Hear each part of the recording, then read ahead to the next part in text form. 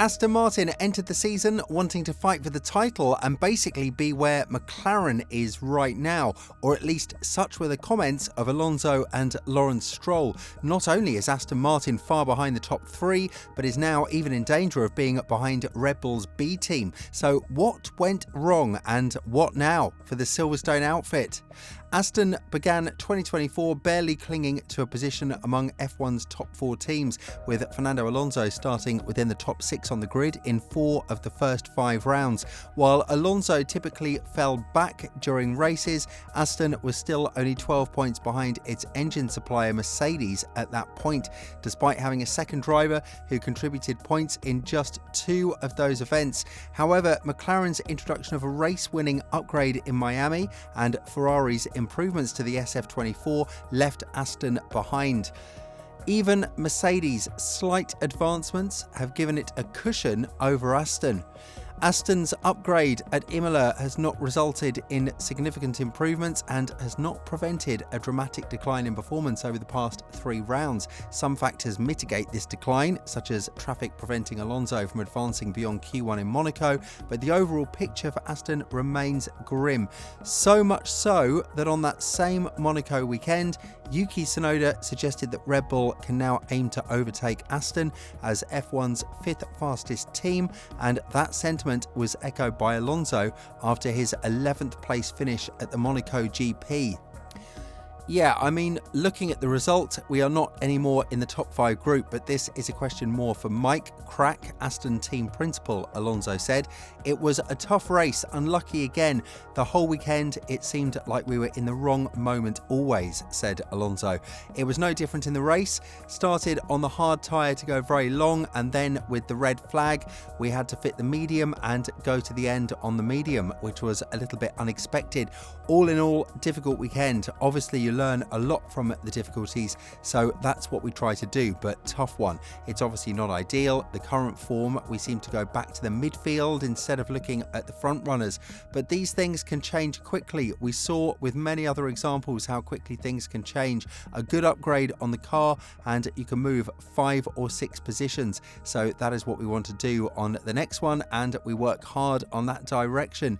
Mike Crack couldn't be interviewed about Aston's risk of falling behind Red Bull because his post-race media session was cancelled due to delays from a red flag.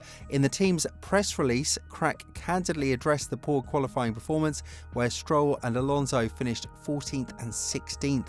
He said that it had been a tough and disappointing day and emphasised that there were no excuses for their performance, acknowledging that their car wasn't capable of reaching the top 10 on that day.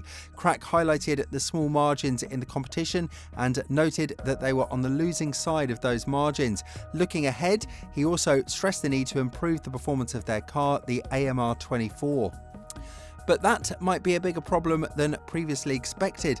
Bringing in-season performance has been Aston's main problem since it surged up the ranks at the start of 2023. While that jump was impressive, it now seems it was partly due to other teams struggling. Aston described its 2024 upgrade plan as quite aggressive, with Imola marking its most significant upgrade yet. This upgrade was more extensive in terms of declared changes than what Ferrari and Red Bull introduced that weekend, including a revised front wing, nose, floor, diffuser, engine cover and rear corner with rear suspension. However, similar to the upgrades in 2023, there is little evidence that these changes have improved the car's relative performance. Aston has fallen further behind the leading group and is now caught by the top midfield team. Last year it was Alpine, this year it's Red Bull.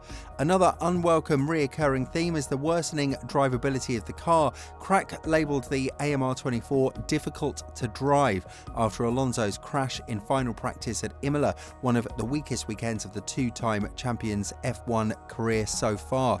This echoed Alonso's uncharacteristic couple of spins across the Mexican Grand Prix last year amid the base of Aston almost completely losing its way in late 2023. The AMR24 has also also proven harder to set up and drive, with both Alonso and teammate Lawrence Stroll having similar complaints of how the car proved tough to keep balanced throughout corners, shifting from oversteer on entry to mid-corner understeer. The Aston's behaviour was underlined by Alonso's uncharacteristic accident in Imola FP3 practice, which derailed the rest of his weekend. In Monaco, where confidence in the car is everything, Aston didn't fare much better, as both drivers were unable to move up from qualifying outside the top 10. These 2 weekends have been crucial to understand our weaknesses, to understand the car, to improve, Alonso said after finishing just out of the points in 11th. In the difficulties, you always draw more conclusions than in the victories. So we are learning a lot, I think, for the rest of the year, 2025 and 2026. These 2 races have been a wake-up call, and it will be very good for us. Alonso's golden start to the F1 2023 season came to an end in Canada, where after finishing second to Max Verstappen, he and Aston Martin went 5 races without a podium. With Aston Martin struggling to hit the same heights in F1 2024, he fears the team will require another significant update to the AMR24 car to get back on track. Last season, we were on a sequence of circuits that were very favourable to our car. In Monaco, we did P2. In Canada, also P2 with a very strong pace. We came into this year with a different feeling and with some doubts after Imola and Monaco, where we were not fast. We have to change this trend. It will take us a few races, I think, until we introduce a significant update to the car, but until then we have to give it our all and improve on track to achieve better results. Better days and worse days will come, but we have to stick together. Aston Martin's obvious problem is that it has one driver competing with the other top half team's 2 drivers, and even Ollie Behrman has more than half the points Lance Stroll has, and he has driven in 1 race.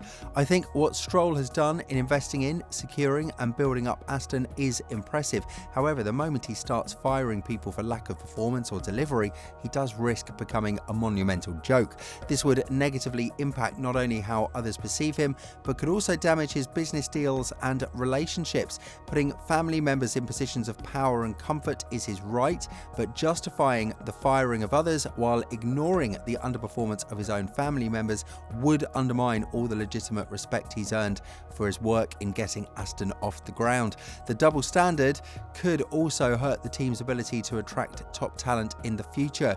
If Aston's slump during the second half of 2023 didn't already test the patience of its ambitious owner Lawrence Stroll and the rest of the board, its stuttering performance in 2024 certainly will. Stroll has invested heavily in a 400,000 square foot F1 campus that includes the Silverstone-based team's first ever wind tunnel, even though they're still using Mercedes wind tunnel for now, a state-of-the-art simulator and a design, manufacturing and marketing hub. The 2025 car will be the first to benefit from the new wind tunnel, but the campus, which opened mid last year, should be aiding the development of the 2024 car. Additionally, the new simulator was scheduled to come online in early 2024. Stroll will be expecting results before these upgrades fully come into play, along with the upcoming works Honda engine deal in 2026. With Aston struggling, there's a question of who might be held accountable if Stroll decides to assess the situation. F1's recent high turnover of team bosses and senior technical personnel means that there is no shortage of potential replacements for any of Aston's leading figures. Recently, Italian magazine La Gazzetta dello Sport reported that ex-Ferrari F1 boss Mattia Bonotto was in talks with Aston, as his gardening leave from Ferrari is believed to have ended. Bonotto might not become Aston's new team boss, but could potentially lead its technical department, positioning himself above Dan Fallows.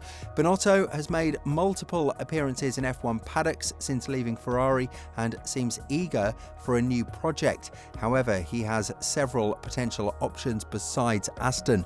Any technical recruitments this year will be crucial for the team's prospects ahead of the new car and engine rules in 2026. Given this, don't expect Stroll to hesitate before making necessary moves to ensure Aston delivers results that justify his investment. The poor performance performances at Imola and Monaco should indeed serve as a wake-up call for everyone at Aston. Struggling at Monaco, a track where they nearly won last year, will have been particularly painful. Next up, of course, is Montreal, a circuit where Alonso finished second last year. Here, Aston will have the opportunity to either start correcting their course or face the likelihood of significant changes within the team. What do you think? Will Aston Martin wake up? Let us know down in the comments below. We'll see you soon in the next video.